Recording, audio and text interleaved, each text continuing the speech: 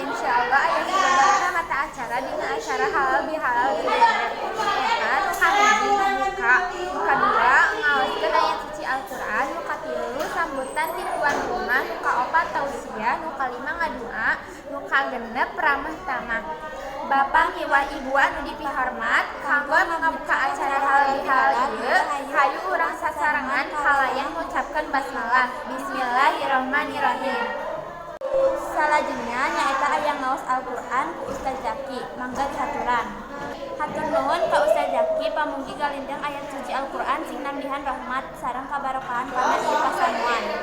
Salajengna aya sambutan ti tuan rumah nyaeta keluarga Mang Agus anu diwakilkeun ku Bu Naning, mangga dihaturan. Hatur nuhun ka Ibu Naning anu parantos ngadugikeun sambutanana. Salajengnya nyaeta aya tausiah anu didugikeun ku Ustad Ujang, mangga dihaturan.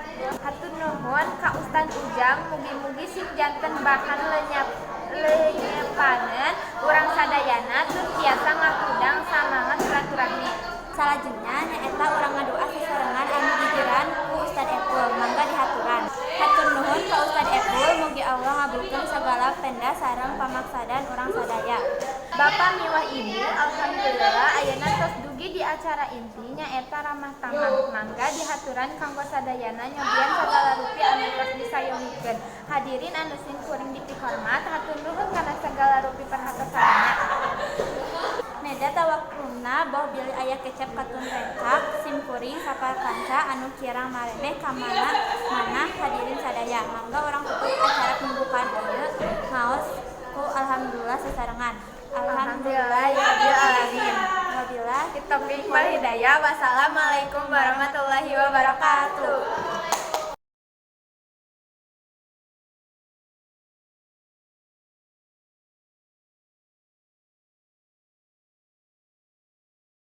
Kabarokahan kana ieu pasamuan.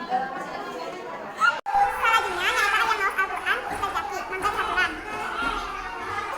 Hatur nuhun ka Ustaz Zaki pamugi galindang ayat suci Al-Qur'an sing nambihan rahmat sareng kabarokahan. Hatur nuhun ka Bapak Ibu. Hatur nuhun ka Bapak Ibu. Hatur anu kirang mareneh kana mana hadirin sadaya. Wabillahi taufiq. Mangga urang sembuh. Neda tawakluna boh bilih alhamdulillah ya rabbil alamin. Wabillahi taufiq wal hidayah. Wassalamualaikum warahmatullahi wabarakatuh.